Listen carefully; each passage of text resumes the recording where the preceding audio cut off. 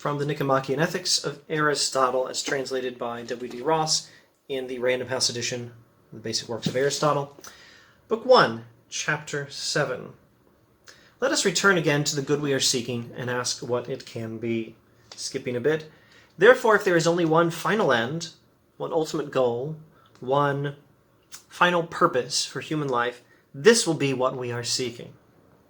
Skipping a bit. Now we call that which is in itself worthy of pursuit more final than that which is worthy of pursuit for the sake of something else, and that which is never desirable for the sake of something else more final than the things that are desirable both in themselves and for the sake of that other thing.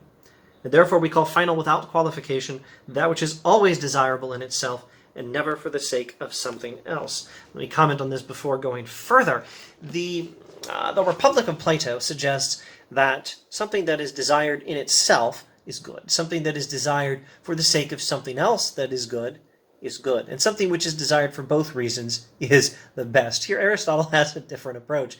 He actually says that which we desire in itself and only in itself is the greatest thing. So he's aiming to understand the ultimate purpose of a human being, which is desired in itself and only in itself. Something that we don't seek because it's useful for something else, as, for example, money is useful for something else. What is something that we seek for its own sake? That will be the final human purpose, the ultimate purpose of everything we do. Now, such a thing, Aristotle says, such a thing, happiness, above all else, is held to be.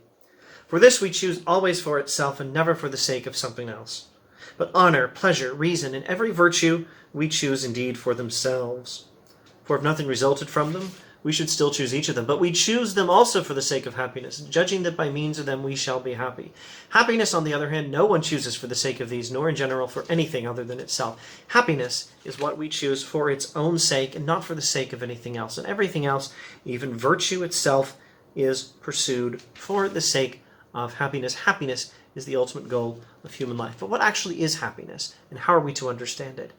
Aristotle will have to say more about that.